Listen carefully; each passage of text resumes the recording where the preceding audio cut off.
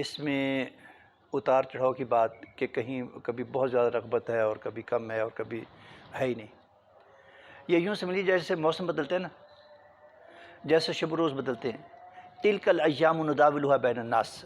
رب کریم فرماتا ہے کہ ہم لوگوں کے درمیان جو ہے نا دنوں کو گرتے شرتے رہتے ہیں. صبح ہوتی ہے، شام ہوتی ہے، عمر جو ہی تمام ہوتی ہے. یہ روز ہوتا ہے، روز ہوتا ہے. آغاز ہم کہتے ہیں کہ جی صبح صادق سے ہوا ہے جی، اس کے بعد روشنی پھیلتی چلی جاتی ہے، اجالا پھیلتا چلا جاتا ہے. دوپہر گرمیوں میں سورج ایسے ہوتا ہے کہ جیسے سردیوں میں شکایت کرنے والوں کو ڈھونڈ ڈھونڈ کر سینک رہا ہو کہ شکایت کرتے تھے آج سورج نہیں نکلے، آ جاؤ پھر. تو کتنی دیر تک؟ یقین کیجئے ابھی ہم جو ہے نا یہ 3 افراد وہاں کئی مرتبہ اکٹھے ہوئے. حضرت جی عشاء کے وقت مسجد نبوی، آپ کو پتہ ہے، آپ جانتے ہیں کہ مکۃ العظیم کا موسم زیادہ گرم ہوتا ہے بنسبت مدینہ الکریم کے. ایسے کر صاحب مدینہ الکریم میں مسجد نبوی کی صورتحال یہ تھی کہ عشاء کے وقت مسجد نبوی سے باہر ننگے پاؤں چلنا عام بندے کے لیے بہت دشوار تھا. پاؤں چلتے تھے. صرف یہ نہیں، سحری کے وقت، ٹھیک ہے.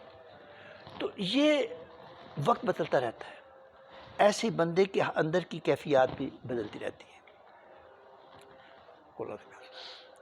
اس لیے نبی رحمت صلی اللہ علیہ وسلم کا ایک فرمان ذیشان کا مفہوم ہے کہ جو باقاعدگی ہے نا وہ بہت امپورٹنٹ ہے. اگر تسلسل ہے، عمل چھوٹا بھی ہو، تھوڑا بھی ہو، وہ زیادہ ویلیوڈ ہے بنسبت اس عمل کے جو بہت زیادہ ہے مگر کبھی کبھار ہے.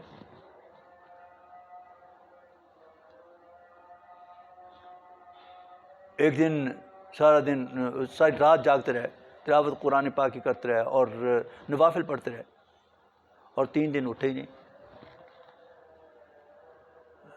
اس کی نسبت یہ زیادہ بہتر ہے کہ وہ باقاعدگی کے ساتھ نماز عشاء اور نماز فجر جو ہے وہ باجماعت پڑھ لی جائے. ٹھیک ہے. اب رہا تعلق پھر آپ کے بچے کی طرف یا اس کو والدین کی ذمہ داری کی طرف آتے ہیں. آپ کو پتہ ہے، آپ نے بار بار پڑھا سنا ہوا ہے، نبی رحمت صلی اللہ علیہ وسلم نے فرمایا کہ بچہ 7 سال کا ہو جائے اس کو نماز سکھاؤ، اور 10 سال کا ہو جائے نہ پڑھنے پر اس کو مارو.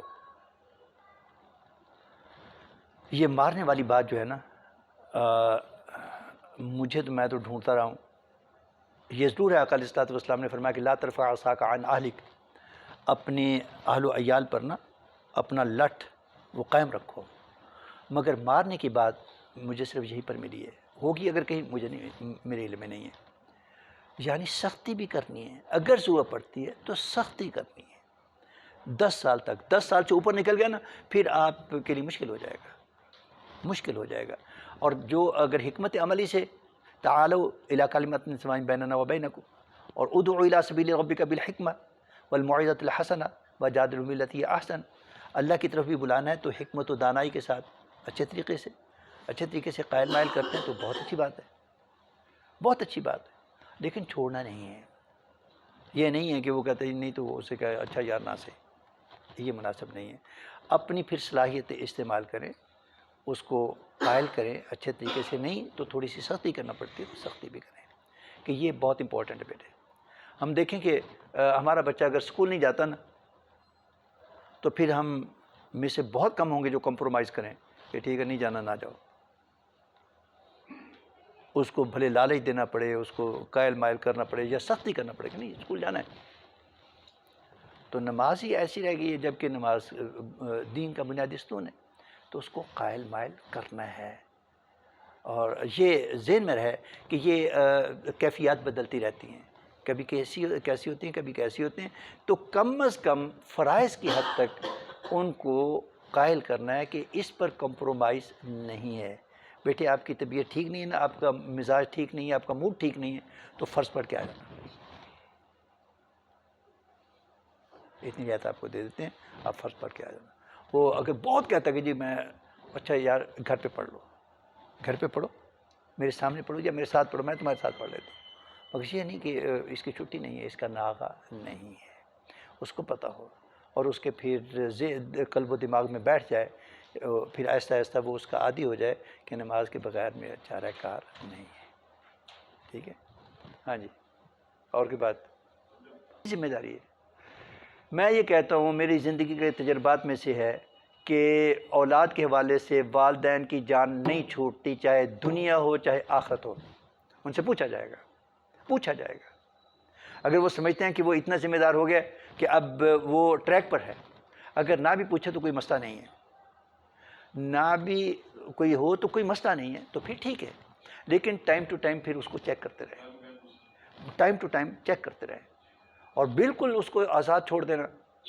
جیسے دنیا میں اگر کوئی بچہ کہیں کوئی گڑبڑ کرتا ہے نا تو لوگ آ جاتے ہیں، وہ کہیں جی میرا کی قصور ہے، بیٹا تو اڈا نا جی آ گئے تھے. ٹھیک ہے. تو ایسے ہی اولاد کے حوالے سے آخرت میں بھی پوچھا جائے گا. اگر لوگ نہ بھی پوچھیں یار، اگر دنیا میں کوئی گڑبڑ ہو جائے تو والدین سے پوچھیں جن کے بچوں نے کوئی گڑبڑ کی ہے یا کر رہے ہیں تو ان کی حالت کیا ہوتی ہے، انہیں سکون ملتا ہے؟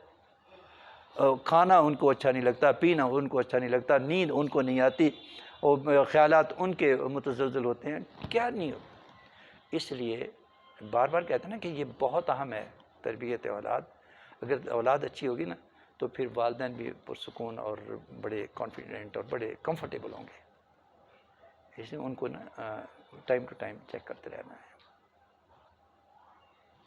ہاں جی ٹھیک ہے. دعا کرو سیں. بسم اللہ الرحمن الرحیم. اللہم صلی علی محمد وعلی آل محمد کما صلیت علی ابراہیم وعلی آل ابراہیم. اللہم بارک علی محمد وعلی آل محمد کما بارکت علی ابراہیم وعلی آل ابراہیم انک حمید مجید. اللہم انک عفو تحب العفو فاعف عنا. اللہم انک عفو تحب العفو فاعف عنا. اللهم اغفر لحينا وميتنا وشهيدنا وغائبنا وصغيرنا وكبيرنا وذكرنا وانثانا.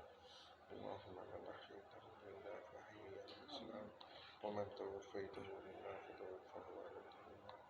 ربنا اغفر لنا ذنوبنا وان لم تغفر لنا وترحمنا انت مولانا فانصرنا على القوم الكافرين.